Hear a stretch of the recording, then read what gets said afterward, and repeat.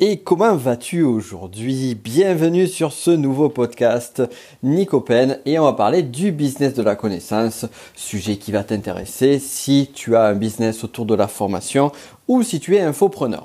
Alors aujourd'hui on va parler de quoi? On va parler de l'audience. Comment acquérir de l'audience, comment avoir des prospects qui deviendront des futurs clients et des clients réguliers et ainsi de suite. Donc ici on est sur on est sur le nerf de la guerre. Comment avoir des personnes qui voient ton offre. Sur le dernier podcast, j'avais parlé de cette notion du magasin de chaussures. Et j'avais dit, il y avait différentes choses. Tout d'abord, il y avait des personnes qui passaient devant ton magasin et qui ne s'arrêtaient pas. Et d'autres personnes qui rentraient à l'intérieur du magasin, qui regardaient tes chaussures. Certains achetaient, d'autres l'achetaient pas. Donc, je ne vais pas revenir là-dessus. Tu vas voir sur le podcast numéro 2. Tu auras toutes les infos là-dessus. Quoi qu'il en soit, on a dit donc des personnes passent devant le magasin. Certains rentrent, certains ne rentrent pas. Cependant, notre magasin, si notre magasin se trouve dans une grande voie, une grande artère, par exemple la rue principale, la rue commerçante principale d'une grande ville, on est sûr qu'il y aura de façon régulière des personnes qui vont venir devant notre vitrine. C'est mathématique, tous les jours, avec certains pics à certains moments de la semaine et certains moments de l'année. Donc ça, on le sait. Par contre, si on met le même magasin dans un lieu complètement paumé, dans un lieu reculé au fin fond de la campagne, derrière une devanture de notre magasin, ou à l'intérieur du 5e étage d'un immeuble, eh bien là, on peut toujours attendre que des personnes passent devant notre commerce. Et au niveau du web, c'est exactement la même chose qu'il est bon de prendre en considération.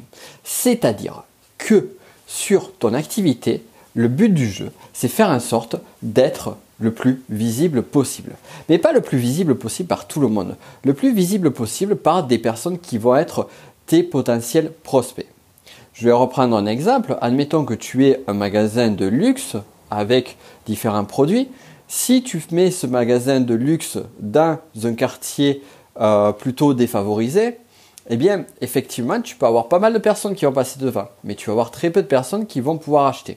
En revanche, si tu mets ton magasin dans les lieux les plus luxueux de Paris, on va dire par exemple sur les Champs-Élysées ou dans un quartier vraiment très spécifique lié au luxe, à ce moment-là, eh bien, tu auras des clients qui vont venir de façon plus régulière. Donc là aussi, on voit que ce n'est pas forcément le flux qui va arriver devant le magasin qui va avoir un impact, mais plutôt un nombre de personnes qui sont des prospects potentiels, qui peuvent potentiellement devenir tes futurs clients. Donc c'est ça qui va pouvoir t'aider justement à faire la différence. Donc là, ici, on a posé les bases de l'audience.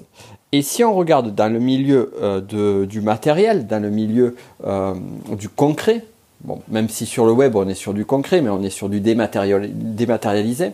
Donc j'aime bien faire la comparaison parce que finalement, on perd souvent le point de vue que notre business sur le web, sur l'activité numérique, ou même un business en présentiel où on fait de la promotion sur le web, quelles que soient tes stratégies, quelle que soit ta façon de faire, eh bien, les principes, les leviers qui marchent dans ce domaine-là sont des leviers qui marchaient déjà dans le monde présentiel, qui marchaient déjà dans l'ancien monde. Le truc, et ce que peu de personnes ont compris malheureusement, c'est qu'il suffit juste de réadapter aux méthodologies. Donc, c'est pas trouver des méthodologies qui vont marcher, qui vont être des méthodologies miracles, par exemple la publicité Facebook ou d'autres modes de fonctionnement, mais plus en profondeur la stratégie d'acquisition. Et la stratégie de l'acquisition, en l'occurrence sur la publicité Facebook, c'est je mets de l'argent pour avoir des personnes en retour. Donc ça, c'est quelque chose qui existe depuis, pas la nuit des temps, mais depuis très longtemps. Avec les publicitaires dans les années 50, 60, il y avait déjà ce genre de choses-là. Donc, c'est pas nouveau. Ce qui est nouveau, c'est les outils, c'est les moyens qu'on va utiliser. Garde vraiment bien ça en tête parce que c'est un point fondamental. C'est un point clé sur ton activité et sur ta façon de gérer ton activité. Encore une fois, c'est pour ça que j'ai pris la métaphore du magasin de chaussures sur l'épisode précédent. Maintenant, en termes d'acquisition, on va rentrer un petit peu plus dans les détails. on a 3 leviers d'acquisition. Ces 3 leviers d'acquisition, quels sont-ils? Eh bien, on a un levier d'acquisition qui va être lié à la publicité, au trafic payant. On va avoir un levier d'acquisition qui va être lié au partenariat et un 3e levier qui va être lié au trafic organique. Alors, ces 3 leviers sont différents. Bon, ça, tu t'en doutes. Est-ce que tu dois utiliser ces 3 leviers-là? Est-ce qu'il est nécessaire d'utiliser ces 3 leviers-là? Est-ce qu'il y en a un qui marche mieux que l'autre? Alors déjà, pour te répondre, pas forcément. Tout est possible. C'est-à-dire que tu peux très bien utiliser ces 3 leviers. Pour te donner mon exemple, j'utilise moi-même ces 3 leviers. On va dire que le levier que j'utilise le moins, c'est le levier du partenariat. Maintenant, sur les leviers que tu vas utiliser, est-ce qu'il y en a qui marchent mieux ou moins bien? Eh bien, on va voir ça. On va voir tout ça. On va rentrer un petit peu plus en détail sur chacun des leviers. On va commencer par le levier du trafic payant. Le levier du trafic payant, c'est très simple. C'est la publicité que tu vas faire au travers de publicités sur Facebook, de Google AdWords ou d'autres régies publicitaires. Il y en a plusieurs. Donc ça, c'est les plus connus, on va dire, sur la partie web. Mais le fait d'acheter, de financer des prospectus que tu vas livrer, de mettre ta publicité, comme par exemple les JC-Deco où on a les publicités devant les arrêts de bus, eh bien ça, c'est de la publicité. Donc c'est une partie payante d'acquisition de trafic. C'est-à-dire que je vais payer pour faire en sorte que les personnes puissent voir mon travail. Alors, l'acquisition payante, c'est une partie qui est assez délicate parce qu'elle demande 2 choses. Elle demande tout d'abord du budget, un budget minimal au départ, et elle demande aussi une prise de risque. Et ça, c'est la notion d'investissement. C'est-à-dire que lorsque tu investis, d'ailleurs, je ferai un podcast spécialement dédié sur cette notion, sur ce mot d'investissement, parce qu'il est clé. Lorsque tu investis dans quelque chose, eh bien, ça veut dire que le mot investir, que tu risques, que tu peux perdre de l'argent. Tu peux gagner comme tu peux perdre. On investit toujours en voulant gagner, mais comme on le sait, il n'y a pas de risque zéro. Il suffit de regarder dans la bourse, il suffit de regarder sur d'autres domaines, dans l'immobilier ou autre. Le risque zéro n'existe pas. Donc à chaque fois qu'on va lâcher de l'argent quelque part, on peut perdre. Et sur la publicité, c'est justement ça. C'est arriver à trouver cette balance où tu vas mettre suffisamment en entrée pour avoir plus en sortie. Et ça, généralement, ça ne se fait pas de suite. Donc il faut accepter que tu peux perdre un petit peu d'argent avant de pouvoir en gagner après. Ça, je te donne ce détail-là parce qu'il est fondamental et souvent, beaucoup de personnes, moi le premier, ont été découragés parce qu'ils ont mis de l'argent et ils ne gagnaient rien en retour. Et en fait, ils oubliaient le point principal, c'est la phase de test. Donc ça, c'est la publicité, l'acquisition de clients par la publicité. Et il y a d'autres moyens d'utiliser la publicité pour par exemple des prospects que tu as déjà ou des clients pour fidéliser ton audience. Ça, c'est une autre stratégie, c'est une autre façon de faire, donc je ne vais pas l'aborder maintenant. Donc ça, c'est le premier levier d'acquisition. Second levier d'acquisition, c'est ce qu'on appelle les partenariats. Les partenariats, qu'est-ce que c'est? Eh bien, c'est tout simplement une personne qui va parler de toi à une autre personne et en parlant de toi à une autre personne, va toucher une commission, va avoir un intérêt à parler de toi à droite et à gauche. Alors celles et ceux qui connaissent l'univers du marketing relationnel, du marketing de réseau, eh bien, connaissent très bien ce principe qui est utilisé, vraiment qui est poussé jusqu'à la partie la plus élaborée et la plus complexe et en profondeur de ce principe de partenariat. Plus j'ai de partenaires, plus j'ai de personnes qui parlent d'un produit, mieux ça va arriver chez moi. Mais dans tous les cas, ça a toujours marché, ce système-là. Et c'est un système où en fait, il va y avoir une personne qui a une audience. Garde cette idée en tête. Garde vraiment cette idée en tête sur les partenariats. Le but du partenariat, ce n'est pas toi de construire une audience, mais de proposer des produits ou services à l'audience de quelqu'un, à une audience déjà créée. Et ici, donc, le retour sur investissement, on va dire le moyen de paiement, c'est bien souvent la commission. C'est ce qui se fait par exemple avec l'affiliation. Tu vas faire la promo, par exemple, admettons, tu fais la promo d'une de mes formations. Et en retour, je te donne une commission sur l'affiliation. Et ça, tu le fais sur ton audience. Et de même, des personnes peuvent faire la promo de ton contenu à leur audience. Donc c'est un moyen très sympa parce qu'il permet justement de récupérer des clients sans avoir d'audience dès le départ. Donc ça c'est très pratique.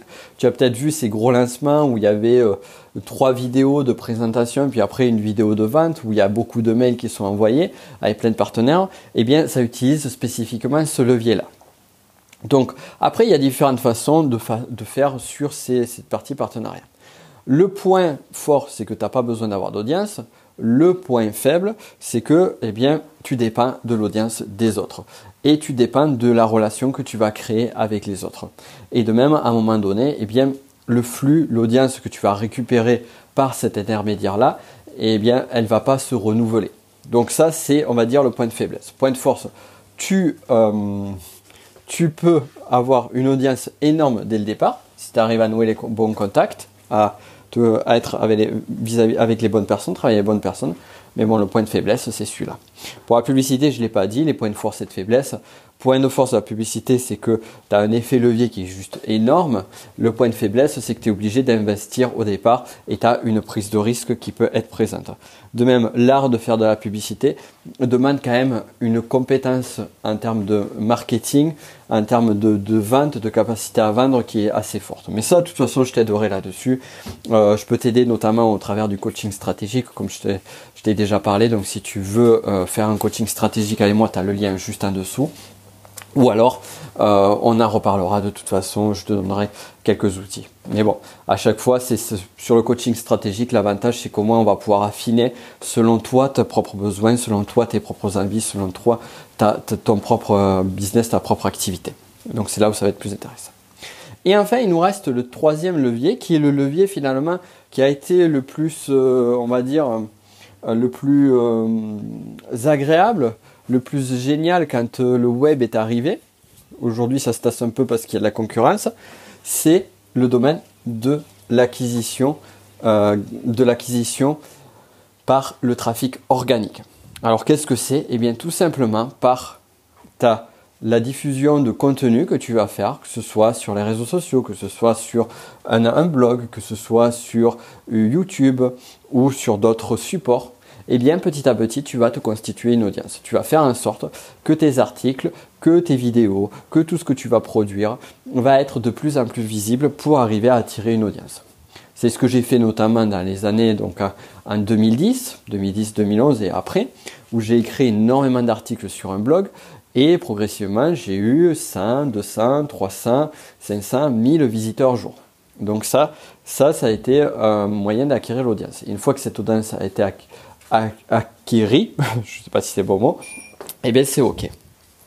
Enfin, pour finir, sur l'acquisition de trafic organique, donc la clé, c'est de produire du contenu, c'est de produire un maximum, mais pas de le produire n'importe comment, de le produire intelligemment et de savoir comment faire en sorte que ton contenu va être vu. Parce que tu peux très bien produire du contenu en appel, j'en vois beaucoup qui produisent beaucoup de contenu, sauf que celui-ci n'est pas forcément visible, celui-ci n'est pas forcément optimisé. Par exemple, des vidéos qui ne sont pas visibles sur YouTube, ou des articles qui ne sont pas visibles sur un blog ou sur Facebook ou sur d'autres réseaux sociaux ou autres.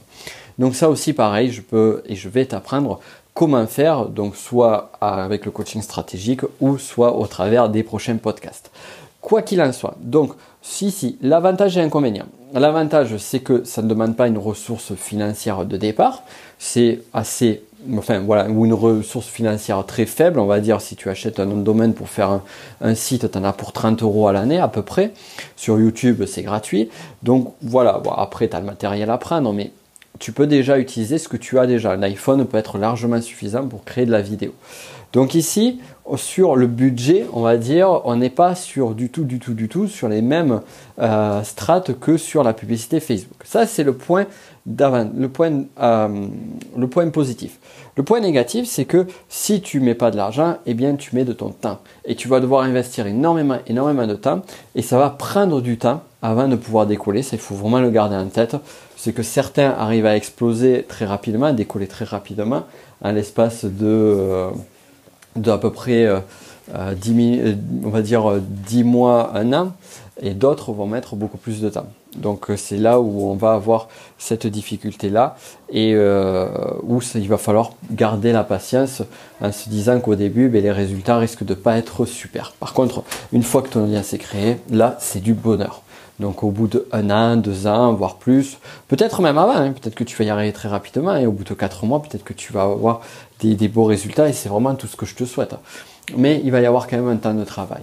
Et pendant ce temps de développement, eh bien justement, tu peux utiliser les autres leviers qui sont la publicité ou les partenariats. Je te recommanderais même les partenariats, on va dire, tout en développant le contenu organique si tu démarres ton activité. Après, si ton activité est déjà là et que tu as un de ces 3 leviers, voire 2, voire les 3 leviers qui sont déjà bien développés, alors là, on peut travailler de façon différente et il y a d'autres axes à mettre en place. Voilà donc pour les 3 stratégies, les trois grandes familles d'acquisition de trafic. On y reviendra là-dessus. On reviendra sur chacune d'entre elles. Je t'expliquerai, tu verras, ça sera très intéressant. En tout cas, d'ici là, commence à réfléchir. Tiens, je vais te faire travailler. Commence à réfléchir à quelle est la source d'acquisition de trafic aujourd'hui qui te parle le plus et que tu voudrais développer. Laquelle des 3 te parle le plus, laquelle des 3 le plus. Et à ce moment-là, tu sais ce qu'il te reste à faire, qu'est-ce que tu peux faire, quelles sont les premières actions que tu peux mettre en place pour développer tout ça. Je te laisse réfléchir là-dessus et on se dit à très vite. Et voilà, tu viens d'écouter un des épisodes de mon podcast Le business de la connaissance. Alors, si tu veux aller beaucoup plus loin et suivre l'intégralité des podcasts sur ce sujet-là, je t'invite à regarder en description de cette vidéo. Tu trouveras le lien pour pouvoir t'abonner à mon podcast Le business de la connaissance et ainsi on pourra aller beaucoup plus loin ensemble. D'ici là, je te souhaite une excellente journée.